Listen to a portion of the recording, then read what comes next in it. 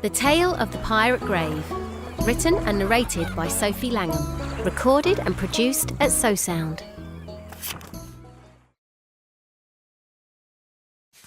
Nancy has come to stay with her grandpa for a holiday. He lives by the seaside.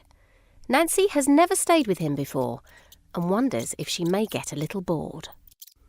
"Would you like to go to Smuggler's Cove today, Nancy?" asked Grandpa. "It's a lovely little beach not far from here, and very close to Smuggler's Cove is a graveyard with a real pirate's grave." "Wow!" said Nancy. "Yes, please." So they set off in Grandpa's car for a day out to Smuggler's Cove. When Nancy got out of the car, she could hear lots of seagulls, and the air smelt of the salty sea. "It's quite a long walk down to the beach," said Grandpa.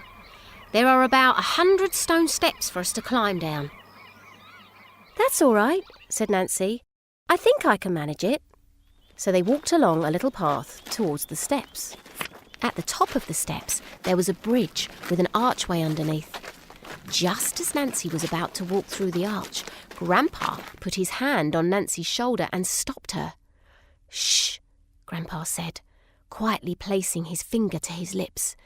"You mustn't talk when you pass through the archway, Nancy. Otherwise you will wake the troll that lives here." "The troll?" exclaimed Nancy in disbelief. "Yes. If you wake him, he'll come out and be so cross he'll stick donkey's ears on your head and they will never come off." Nancy knew Grandpa was only joking, but she stayed very quiet when they walked through the arch, just in case. About halfway down the stone steps, Nancy noticed some strange lines carved deep into the stone. "What are those, Grandpa?" asked Nancy, pointing at what she'd seen. "Well," said Grandpa, "these are the marks made by a sad mermaid trying to get back to sea. It is said that she got stuck here trying to find the mermaid kingdom's lost treasure. She couldn't manage the steps back down to the sea because of her tail." "Did she find the treasure, Grandpa?" asked Nancy. "No, and no one knows where the mermaid disappeared to either." Just then, Grandpa went off in a different direction away from the steps, leading Nancy up another path. "Where are we going, Grandpa?" "This is the way to the graveyard where the pirate's grave is. Follow me and see if you can find the pirate's grave amongst all the others," said Grandpa. "What a spooky place, Grandpa. I'm not sure I'll be able to find it." Just then, in the shade of a clump of trees, Nancy spotted an enormous grave with a lid on the top. Carved into the side was a skull and crossbones. "Grandpa! Here it is!" "Apparently, this pirate was buried with a lot of the treasure he had stolen," said Grandpa. "Wouldn't it be great if we could open the lid and get some treasure?" giggled Nancy. "There is a magic key somewhere that can open the grave, but no one knows where it is. Come on, let's go down to the beach and have our picnic." Nancy followed him back along the path and down the rest of the steps to the stony beach. They found a nice place to sit and ate the sandwiches he had made earlier.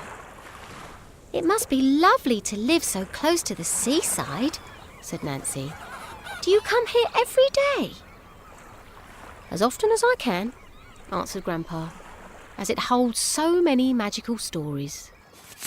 "Can you see that huge rock over there at the bottom of the cliff?" asked Grandpa. "Yes, I can." "Well, behind it is an enormous nest with a dragon's egg in it." "A real one?" asked Nancy. "Apparently so. The day that the dragon hatches from the egg will be the day the sad mermaid is saved." "Why is that?" she asked. "Well, the dragon will fly over to the stone steps and help her onto his back. Then he will fly her down to the sea." "Wow," said Nancy. "Wouldn't that be amazing to see?" Just then, a stone came whistling past them and bounced off Grandpa's shoe. "Who threw that?" cried Nancy. "Are you okay, Grandpa?" "I'm fine, thank you," he said, turning round to see the culprit. Nancy followed Grandpa's shocked and staring eyes. She couldn't quite believe it, but high up on the steps was what looked like a mermaid. "Goodness me!" gasped Nancy. "Shh," said Grandpa. "I think she's singing." "Is today the day that I'll be free? Will the awaited dragon fly for me? I want to go back to my family in the mermaid kingdom under the sea." "Grandpa, it's just like you said. She looks so sad." "She does," whispered Grandpa. "We don't want her to see us. It may scare her away." He ushered Nancy behind a beach hut where they could still get a good view of the mermaid. "When I was young, the fish fairy gave to me this magic key. She said to me, 'You may need it one day, and around your neck on this chain it should stay.' What it's for, I still don't know. When the time is right, you'll be shown where to go. I promised my people I'd return to our sand, our stolen treasure hidden on land. But now out of water there's no such luck, as I can't go far and I've got myself stuck." "She's been here all this time, Grandpa," said Nancy. "What's she going to do?" "Shh! Listen to what she's saying." "I spent my time just throwing stones. I was told to do so by Fisherman Jones.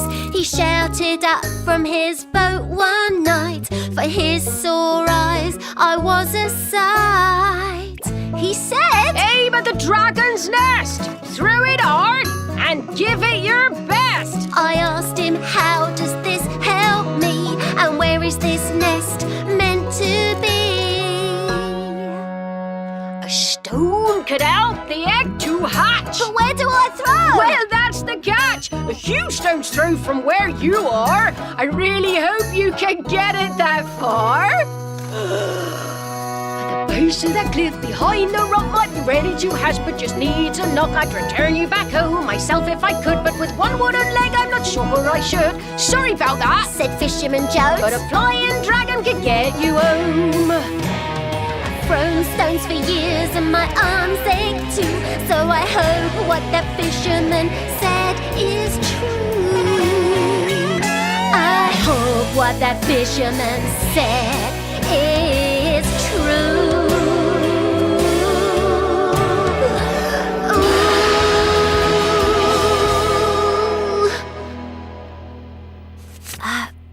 Grandpa, is there any way we can help her?"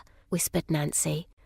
I'm not sure," said Grandpa, as he thoughtfully stroked his beard. Just then, he carefully pulled a catapult from his bag. Nancy did not expect to see that. "Why on earth have you got a catapult in your bag?"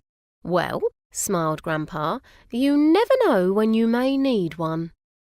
With a slightly shaking hand, he put a smooth pebble in the catapult and took aim towards the rock at the bottom of the cliff.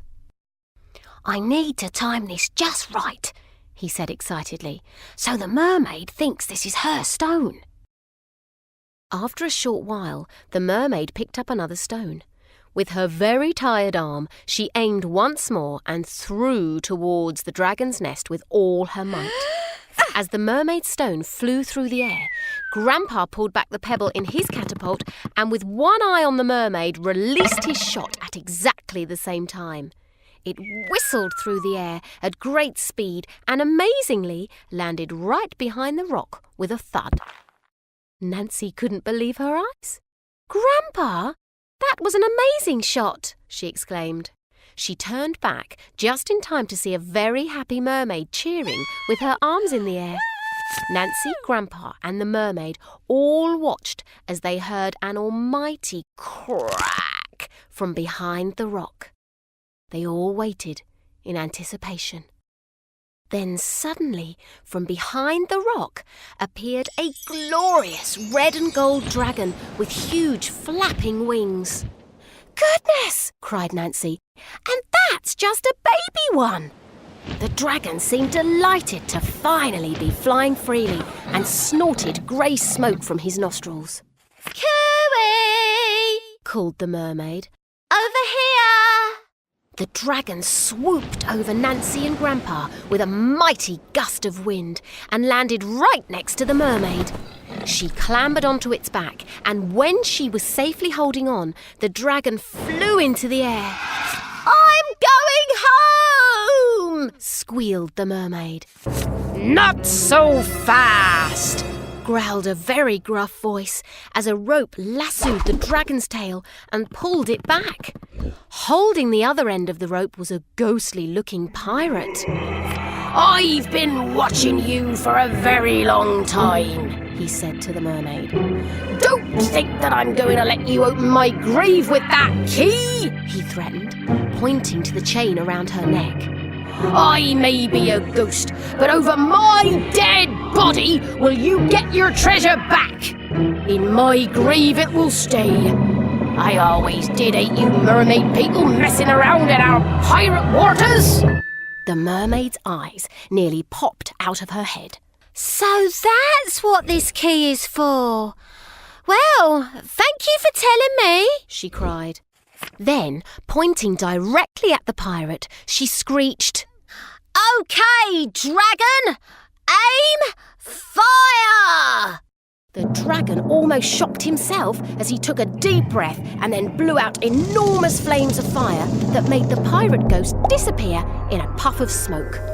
Let's go and get our treasure back, the mermaid said excitedly.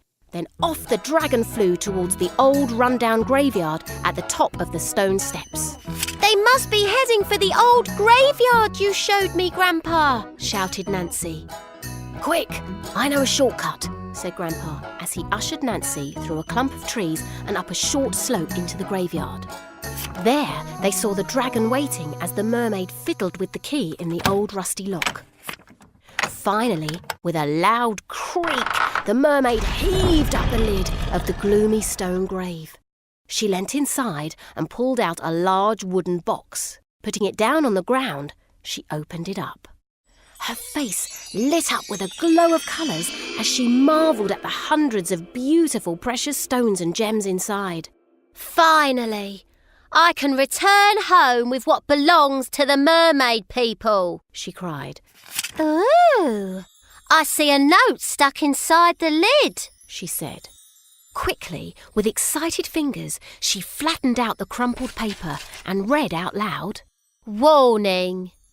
If any of this underworld treasure touches dry land, it will turn into shells forever. From the fish fairy. Right, OK, said the mermaid. I will try my best not to drop any. Come on then, dragon! Take me back to my home under the sea! She climbed up onto the dragon's back, with the box sitting a bit wobbly on her lap. Up the dragon flew, once more swooping over Nancy and Grandpa. Nancy watched with astonishment as the dragon soared over the beach. Every time a breeze caught the treasure box, the lid flipped up and coloured gems fell through the air. Oops! Giggled the mermaid. I can't help it! The wind keeps catching the lid! Oh well, I suppose I have plenty to spare. More and more gems fell to the ground until the dragon finally flew out to sea. Soon enough, they were just a speck on the horizon. Quickly, Grandpa! I want to see if the gems have changed, said Nancy, as she ran ahead back towards the beach. Grandpa smiled as Nancy excitedly picked up shells. There are lots, Grandpa. The fish fairy was right. They have turned into beautiful shells. Can we take some home? She asked. Well, just a few, he said, as he packed away their picnic things. Otherwise, there won't be any left for anyone else. Nancy filled her pockets with shells of different shapes and sizes. So that's why people collect shells on the beach, Grandpa, she said. Everyone knows that they are really pieces of mermaid's treasure. Yes, that must be why, agreed Grandpa. Perhaps we should head off home now, Nancy. It's clouding over and I can feel rain on its way. OK, Grandpa, what shall we do tomorrow? She asked. Well, the only thing we need to do is go to the shops to buy groceries. So how about a nice, calm, quiet day tomorrow? He said. Somehow I don't think that's possible with you, Grandpa. He said with a smile. You may be right.